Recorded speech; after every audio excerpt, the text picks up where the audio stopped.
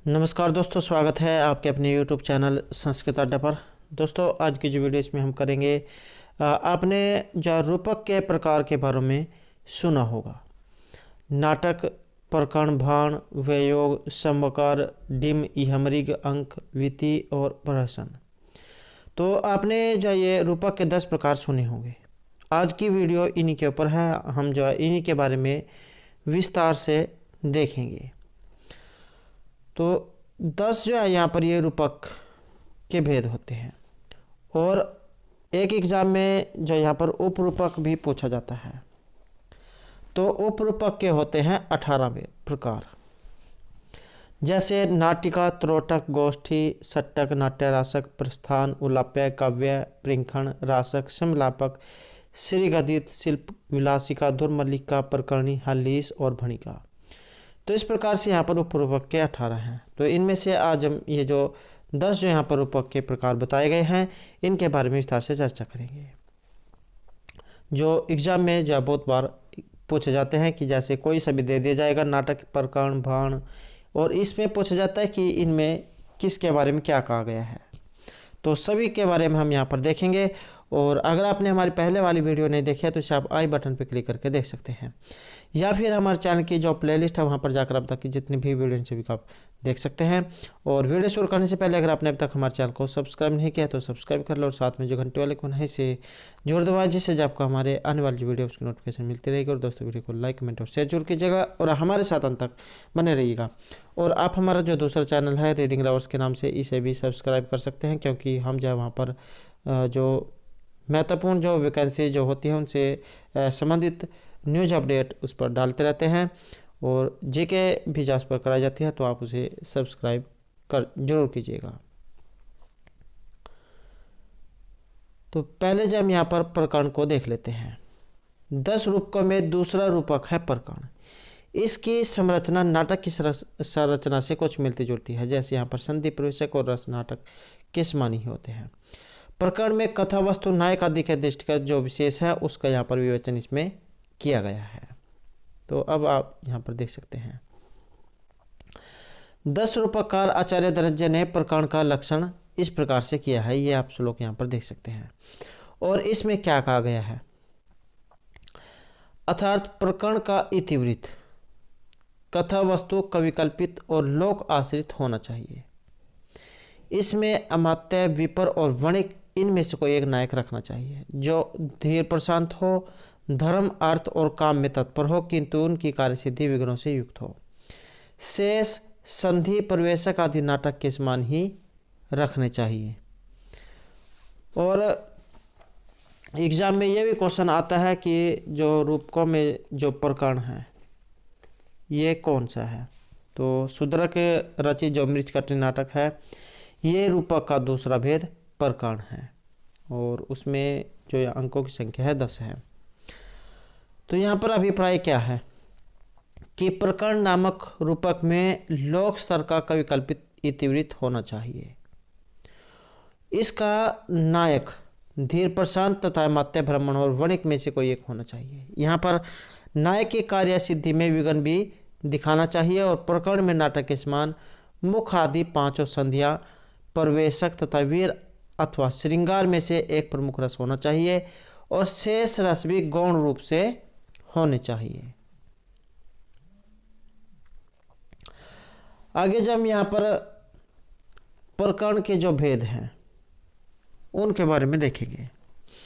तो प्रकरण नामक रूपक के 3 भेद कहे गए हैं, और ये भेद प्रकरण के नायक की 3 प्रकार की नायिकाओं के कारण से हैं। और इसका संबंध में आचार्य जो धनंजय उन्होंने विस्तार से कहा है, आप इस श्लोक के माध्यम से देख सकते हैं। और इस श्लोक में यहाँ पर क्या कहा गया है कि प्रकरण के नायक की नायिका 2 प्रकार की होती है, कुलीन स्त्री और गणिका। नायको तो द्विधा न इतु कुल स्त्री गणिका तथा। तो 2 प्रकार की यहाँ पर नायिकाएं कही गई हैं। एक तो है कुलीन स्त्री और दूसरी होती है गणिका। किसी प्रकरण में अकेली कुलीन स्त्री ही होती है, और किसी में केवल वैश्य और किसी में वैश्य अथवा कुलीन स्त्री होती है। इसमें कुलीन स्त्री अभ्यंतर और वैश्य बाह्य नायिका होती है, और इनका व्यतिक्रम नहीं होता। और इन 3 प्रकार की नायिकाओं के कारण 3 प्रकार के यहाँ पर प्रकरण बताए गए हैं। तो प्रकरण ये 3 प्रकार का होता है। यहाँ पर संकीर्ण नामक प्रकरण ज्वारी आदि दूर्त पात्रों से युक्त होता है। भाव यहाँ पर क्या लिया गया है कि नायिका के भेद से प्रकरण 3 प्रकार के होते हैं। प्रथम प्रकार में नायिका कोई कुलीन स्त्री होगी, द्वितीय प्रकार में नायिका वेश्या होती है और तृतीय प्रकार में नायिका कुलीन स्त्री अथवा नायिका होती है। और इनमें से पहले दोनों प्रकार शुद्ध प्रकरण कहलाते हैं और तीसरा जो प्रकरण है ये वेद संकीर्ण प्रकरण कहलाता है, क्योंकि इसमें 2 प्रकार की नायिकाओं का संकर होता है। संकर मतलब 2 मिश्रण होना, उन दोनों का मिला जुला संगम होना। तो यहाँ पर अनिवार्य रूप से कुलीन स्त्री को अभ्यंतर और वेश्या को बाह्य दिखाया गया है। इसके अतिरिक्त इसमें ज्वारी स्कार आदि दूर्त पात्र भी होते हैं। उदाहरण के लिए जैसे तरंगदत्त नामक प्रकरण में केवल वेश्या ही नायिका है और पुष्प दूषिता में कुलीन स्त्री नायिका है और मृच्छकटिका में कुलीन स्त्री और वेश्या ये दोनों प्रकार की नायिकाएं हैं। और मृच्छकटिका में संकीर्ण प्रकरण होने के कारण ज्वारी स्कार आदि दूर्तों से युक्त भी है। आपने सुदरक के द्वारा जो रचित मृच्छकटिका नाटक या मिट्टी गाड़ी वाली जो घटना जो हुई थी उसके आधार पर इसका जो नामकरण हुआ था, तो इसमें जो उसकी कहानी जो सुन रखी होगी। आगे जो यहाँ पर नाटिका के बारे में बताया गया है। नाटिका जो है यहाँ पर ये प्रकरण में तो नहीं आती है, यहाँ पर देख सकते हैं। यद्यपि नाटिका 10 रूपकों में नहीं आती है, फिर भी 10 रूपकार ने भरत मुनि का अनुसरण करते हुए इसका लक्षण किया है। नाटिका संकीर्ण रूपक की श्रेणी में आती है। यह नाटक और प्रकरण जैसे शुद्ध रूपकों के लक्षणों के संकर मिश्रण से ही सिद्ध होती है। तो आपने ये जरूर याद रखना है, नाटिका जो है ये संकर मिश्रण से होती है, अर्थात ये दोनों का मिश्रण है। और आचार्य जो धनंजय है नाटिका में नाटक और प्रकरण के संकरण को दिखाते हुए इसमें यहाँ पर एक श्लोक के माध्यम से कहते हैं।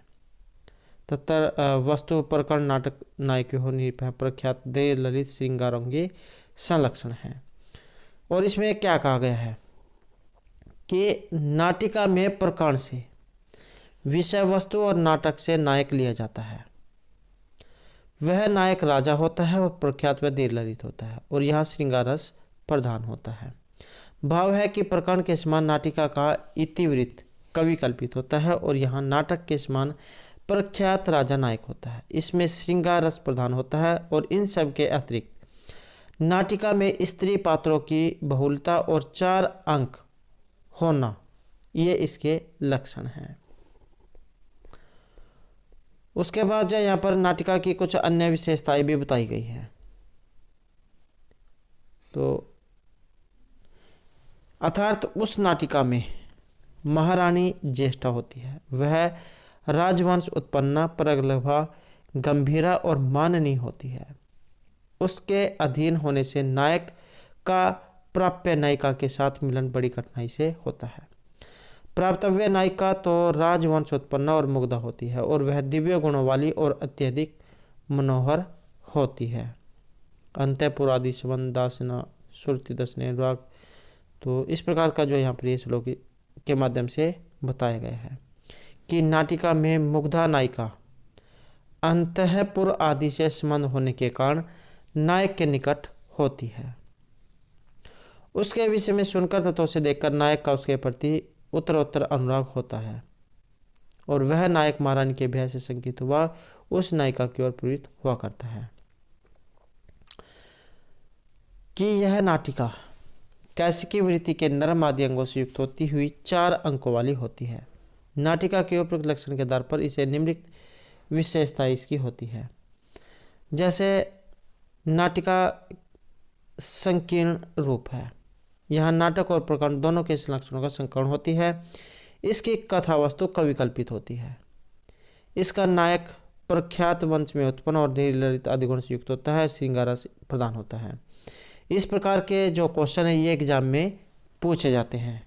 जैसे नाटिका दे दी जाएगी और पूछी जाएगी कि इसकी कथा वस्तु किस प्रकार की होती है, तो ये कवि कल्पित होती है। राजा किस प्रकार के होते हैं, तो इसमें प्रख्यात वंश में उत्पन्न धीर ललित आदि नायक इसमें होते हैं और श्रृंगार रस प्रदान ये होती है। नंबर 5 जो यहाँ पर रहेगा, यह नरम आदि 4 अंगों वाली कैसिकी वृत्ति इसमें अपनाई जाती है। स्त्री पात्रों की बहुलता होती है। 4 अंक होते हैं, नाटिका में होते हैं 4 अंक। उसके बाद है जैसे रत्नवली नाटिका है, 4 अंक होते हैं इसमें। नाटिका में देवी राजकुल में उत्पन्न ज्येष्ठा होती है और दिव्य गुणों वाली तथा अत्यधिक मनोहर मुग्धा नायिका होती है। यह मुग्धा नायिका अंतःपुर में वास से नायक के निकट होती है। नाटिका का नायक देवी से संकित हुआ मुग्धा नायिका की ओर प्रवृत्त हुआ करता है। श्रीहर्ष विरचित रत्नावली और प्रियदर्शिका आदि नाटिका के यहाँ पर उदाहरण बताए गए हैं। अब जब यहाँ पर जो रूपक प्रकरण जो है उसका जो यहाँ पर प्रकार जो है भेद प्रकरण, इसके बारे में देखेंगे। तो 10 रूपकों में जो तीसरा रूपक है ये होता है भाण। और नाट्य दर्पण के अनुसार विशेष रूप से वाचिक व्यापार के कारण ही रूपक भाण कहलाता है। इसमें वाचिक अभिनय की प्रधानता होती है। 10 रूपकार आचार्य धनंजय ने भाण का जो स्वरूप है इस प्रकार से बताया है। तो एक श्लोक के माध्यम से यहाँ पर ये बताया गया है। और इसमें क्या कहा गया है कि भाण वह रूपक है जिसमें कोई कुशल और बुद्धिमान विट अपने द्वारा अनुभूत या किसी दूसरे के द्वारा अनुभूत दुर्चरित्र का वर्णन करता है। बाण तो दुर्चरित्रम स्व अनुभूतम प्रेरणवा यत्र उपने देखो निपुण पंडितवा, कि वह आकाश भाषित के द्वारा संबोधन एवं मुक्ति प्रत्युक्ति भी करता है और वह सूर्य के वर्णन द्वारा वीर रस की और विलास के वर्णन द्वारा श्रृंगार रस की सूचना देता है। इसमें अधिकतर भारतीय वृत्ति होती है। तो ये आपने जरूर याद रखना, भारतीय वृत्ति होती है और 1 अंक होता है। इसकी कथा वस्तु कल्पित होती है और यहाँ अंगों सहित मुख और निर्वहन 2 संधि होती है। पहले जो हमने जो है यहाँ पर संध्या जो है उनके बारे में पढ़ा था, 5 जो संध्या होती हैं। तो वो वाली वीडियो नहीं देखे तो आप आई बटन पे क्लिक करके देख सकते हैं। वहाँ पर हमने 5 जो संध्या उनके बारे में पढ़ा था। और लस्य के 10 अंग यहाँ पर बताए गए हैं। तो अभिप्राय है कि जहाँ अपने द्वारा अनुभूत किए गए अथवा दूसरे के द्वारा अनुभव किए गए उनके चित्त का अकेला ही विट वर्णन करता है तो वह रूपक भारतीय वृत्ति की प्रधानता के कारण भाण कहलाता है। जैसे यहाँ पर पहले नंबर पर देख सकते हैं, इसमें क्या क्या विशेषताएं होती हैं। यहाँ कोई विट अपने द्वारा अथवा किसी अन्य के द्वारा अनुभूत धूर्त चरित्र का वर्णन करता है, दुष्ट चरित्र जो उसके बारे में बताता है। विट आकाश भाषित के द्वारा उक्ति प्रत्युक्ति करता है। भाण में विलास तथा शौर्य के वर्णन से क्रम से श्रृंगार और वीरस की सूचना दी जाती है। इसमें भारतीय वृत्ति होने के कारण वाचिक अभिनय की प्रधानता होती है। 1 अंक होता है और इसकी कथा वस्तु कवि कल्पित होती है। और यहाँ अंकों सहित मुख और निर्वहन ये 2 संधियाँ होती हैं। ज्ञपद अथवा लस्य के 10 अंग होते हैं। जैसे यहाँ पर लीला मधुकर जो है ये भाण का श्रेष्ठ उदाहरण है। आगे जो यहाँ पर लस्य के अंग बताए गए हैं, हमने पढ़ा कि लस्य के 10 अंग होते हैं। तो ये कौन कौन से होते हैं, क्योंकि एग्जाम में ये भी क्वेश्चन आ सकता है। तो जैसे ज्ञपद, स्थितपाठ, आसीन, पुष्पगंडिका, प्रच्छेदक, त्रिगूढ़ और उसके बाद यहाँ पर ये संध है, इसमें द्विगूढ़, उत्तमोत्तमक, उक्त प्रत्युक्त।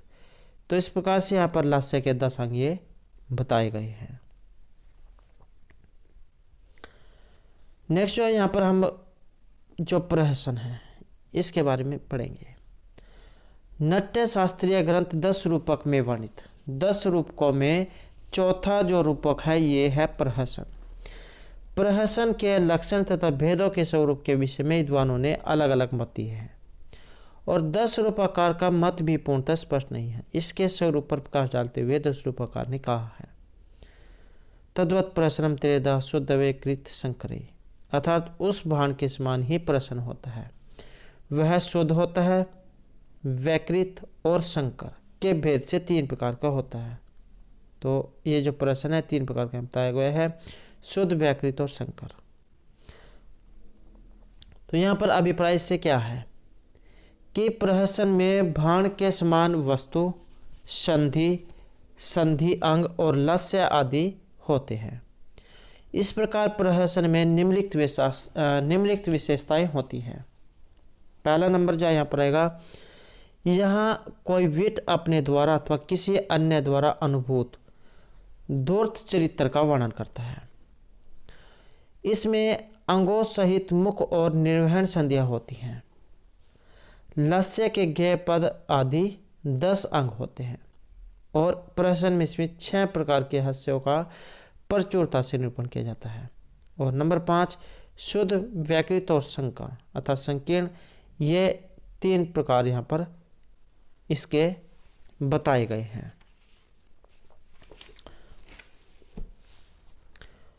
आगे जो यहाँ पर प्रहसन जो है इसके भेद बताए गए हैं। तो आचार्य जो धनंजय ने प्रहसन के 3 प्रकार यहाँ पर बताए हैं। तो ये 3 प्रकार कौन कौन से हैं? शुद्ध, व्याकृत और संकर, और इन सब के स्वरूप का वर्णन यहाँ पर किया गया है। तो जैसे पहला है यहाँ पर शुद्ध प्रहसन।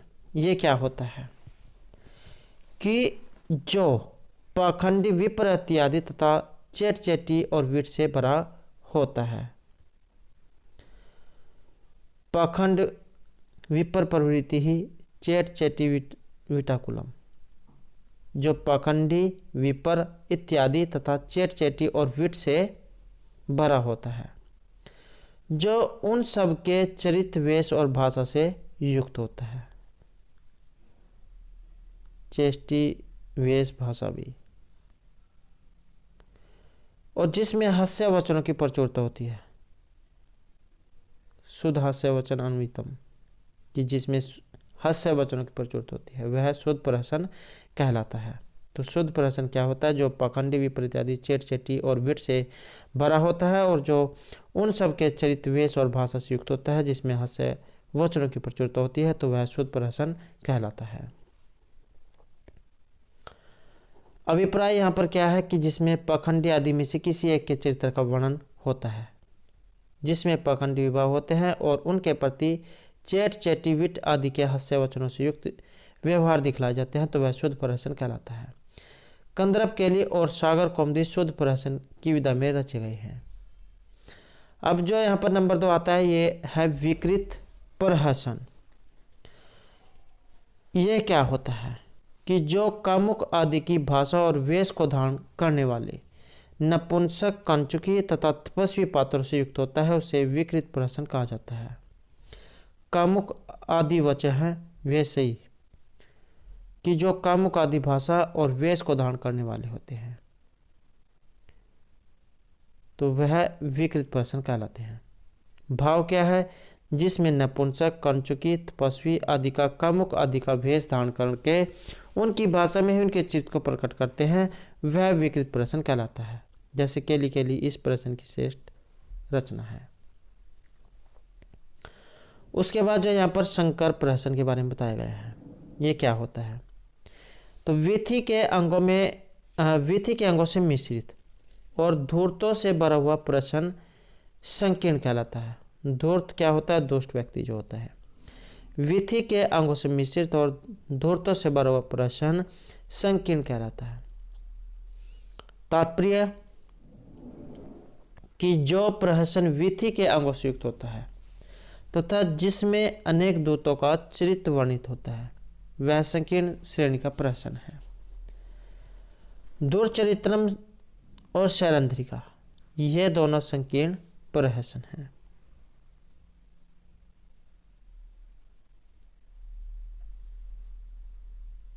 नेक्स्ट जो है यहाँ पर डिम के बारे में बताया गया है।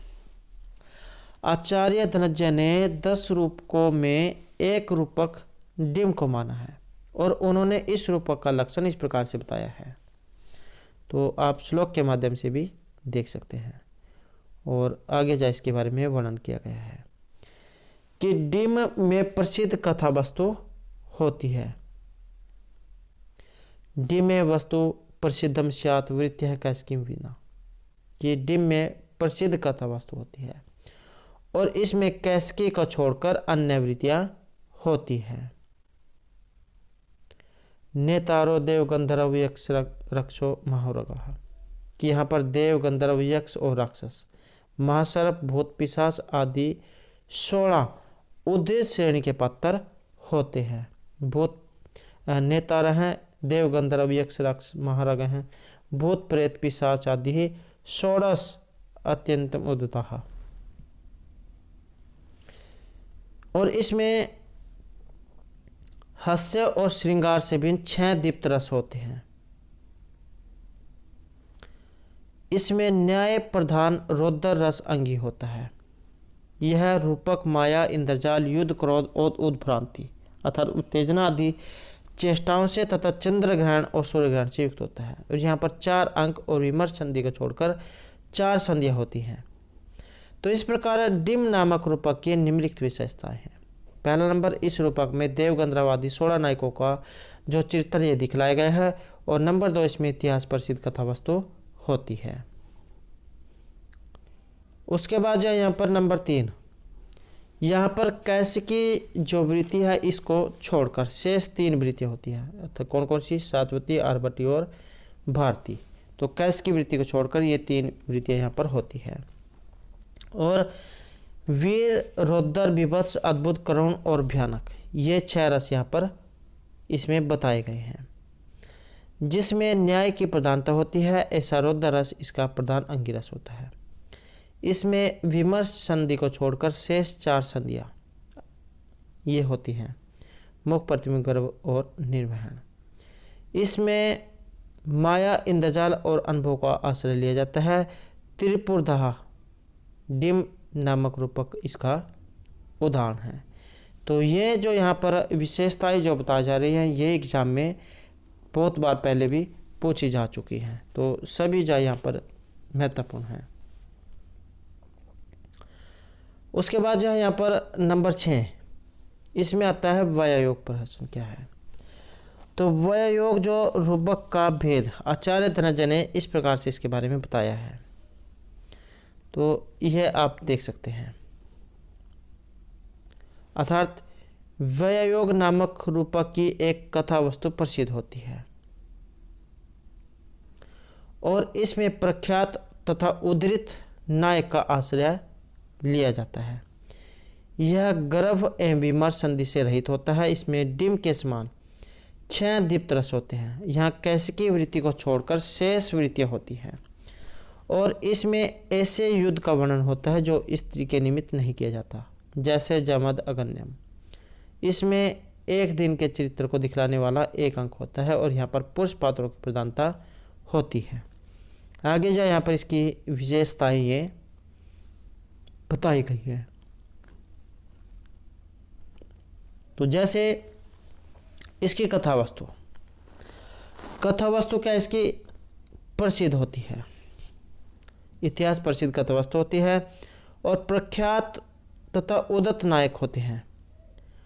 यहाँ पर मुख, प्रतिमुख और निर्वहन ये 3 संधियाँ अंगों सहित होती हैं। हास्य और श्रृंगार से भिन्न 6 रस होते हैं। कैसिकी वृत्ति को छोड़कर अन्य सभी वृत्तियाँ होती हैं और इसमें ऐसे युद्ध का वर्णन होता है जिसका निमित्त स्त्री न हो, अर्थात जो स्त्री जो होती है उसको लेकर जो युद्ध ना हुआ हो। और इसमें एक दिन की घटना को दिखलाने वाला मात्र 1 अंक होता है। यहाँ पुरुष पात्रों की बहुलता होती है और सुगंधि का हाण ये वयोग का श्रेष्ठ उदाहरण है। उसके बाद जो यहाँ पर समकार के बारे में बताया गया है। 10 रूपकार समकार को रूपक का ही एक प्रकार मानते हैं और उनके अनुसार समकार का लक्षण यहाँ पर बताया गया है। कार्यम समकारो आमुखम नाटकादिवत ख्यातम देवासुरम वस्तु निर्विमस्तु संधि हैं। तो यहाँ पर आप इसमें देख सकते हैं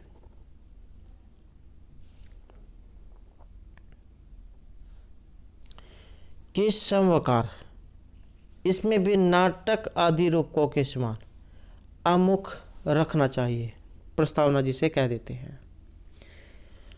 और इसमें देवों और असुरों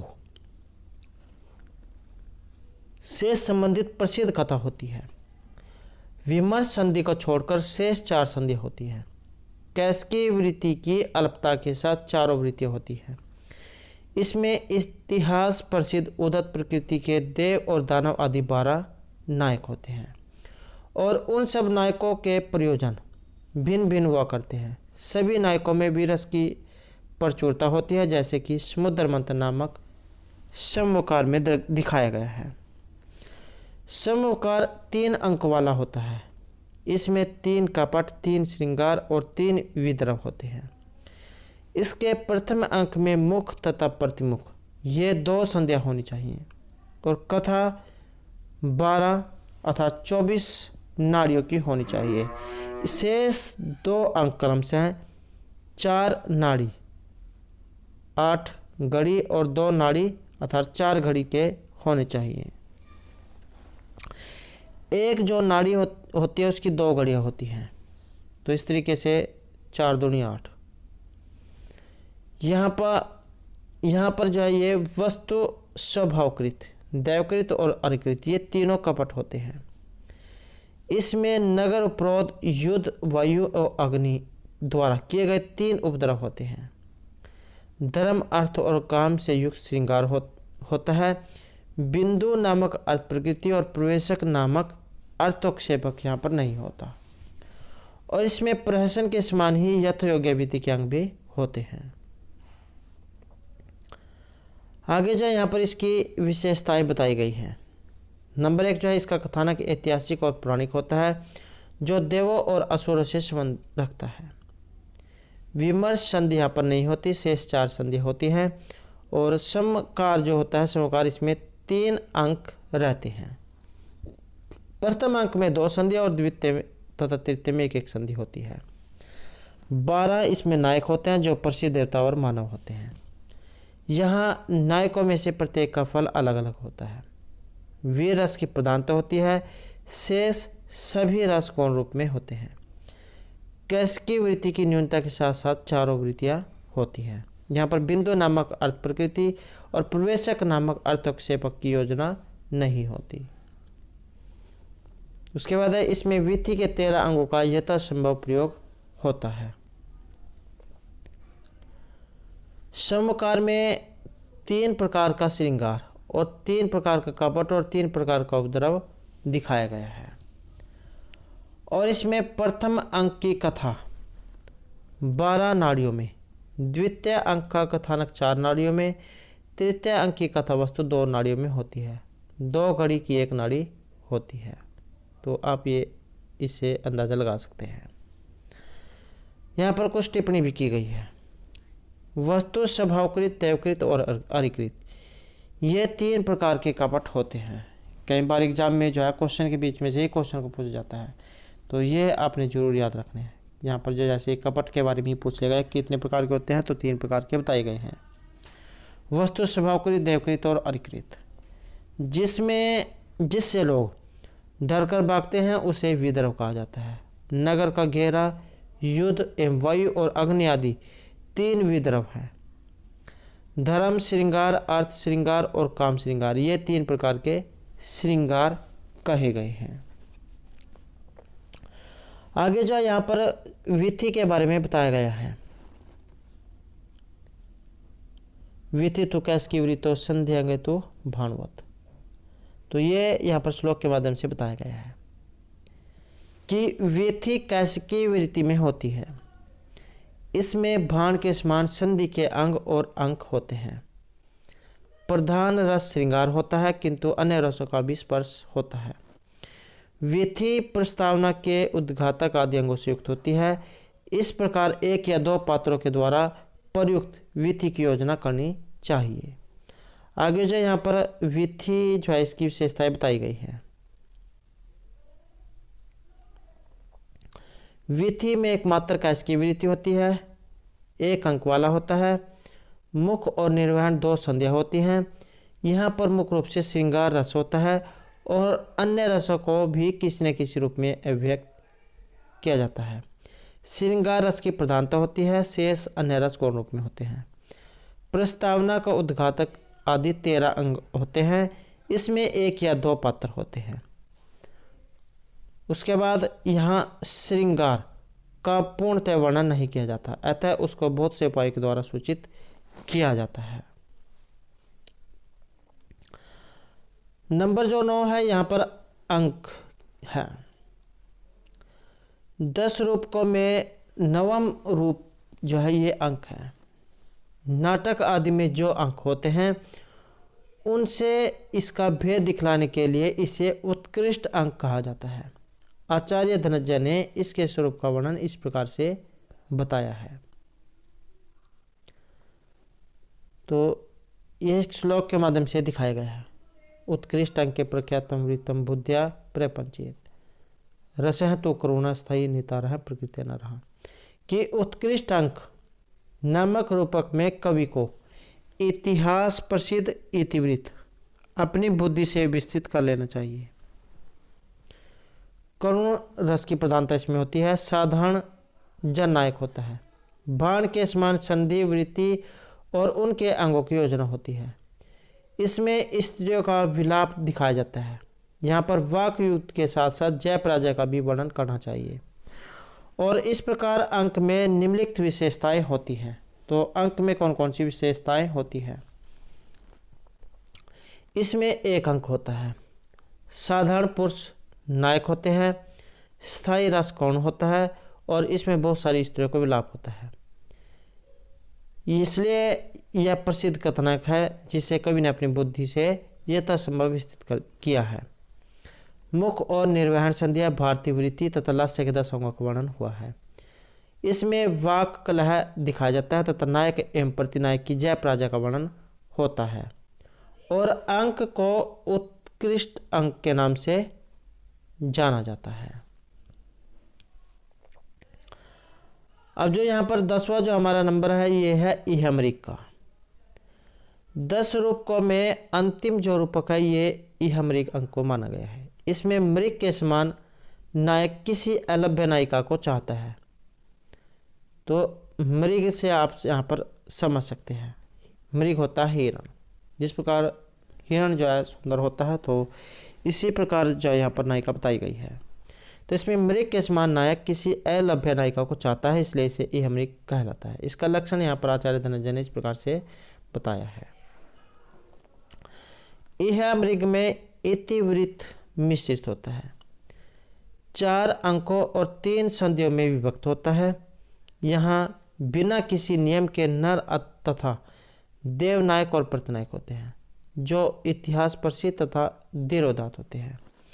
इनमें से प्रतिनायक भोर से अनुचित कार्य किया करता है। वह न चाहती हुई दिव्य स्त्री को अपहरण आदि द्वारा प्राप्त करना चाहता है। इस प्रकार का वर्णन करके कवि को कुछ मात्र में श्रृंगार आभास प्रदर्शित करना होता है। यहाँ युद्ध को चरम सीमा तक पहुंचाकर किसी बहाने से उसे रोक दिया जाता है। यहाँ वध की अवस्था तक पहुंचते हुए वीर का भी वध नहीं किया जाता है। आगे जाए यहाँ पर इसकी विशेषताएं बताई गई हैं। इसकी कथा वस्तु मिश्रित होती है, कुछ ऐतिहासिक और कुछ कवि कल्पित होती है। 4 अंक होते हैं। मुख, प्रतिमुख और निर्वहन ये 3 संधियाँ होती हैं। मानव कभी मानव नायक होता है तो कभी देवता होते हैं। इस प्रकार कभी मानव प्रतिनायक होता है तो कभी देवता होते हैं। अर्थात बिना किसी नियम के मानव तथा देवता नायक और प्रतिनायक होते हैं। यहाँ प्रतिनायक गुप्त रूप से अनुचित कार्य करने वाला होता है। वह किसी अनासक्त दिव्य नारी का अपहरण बलात्कार आदि भी करता है। और यहाँ पर प्रतिनायक की रति आदि को दिखाते हुए उसका श्रृंगार आभास दिखाया जाता है। और क्रोध आदि के कारण युद्ध की तैयारी तो होती है, किंतु किसी न किसी बहाने युद्ध को रोक दिया जाता है। इसमें वध के योग्य होने पर भी महात्मा का वध नहीं किया जाता है। तो इस प्रकार उपयुक्त 10 रूपकों के लक्षण का बात विचार करके कथा वस्तु का निरीक्षण करके और कवियों की रचना और अनुशीलन करके यहाँ पर विभिन्न रूपकों की रचना करनी चाहिए। तो इस प्रकार से यहाँ पर जो 10 रूपक हैं इनके बारे में वर्णन किया गया है। तो दोस्तों ये थे हमारे आज के यहाँ पर रूपक के 10 प्रकार, 10 भेद। और अगर आपने अब तक हमारे चैनल को सब्सक्राइब नहीं किया तो सब्सक्राइब कर ले। और हमारे साथ अंत बनाने के लिए धन्यवाद।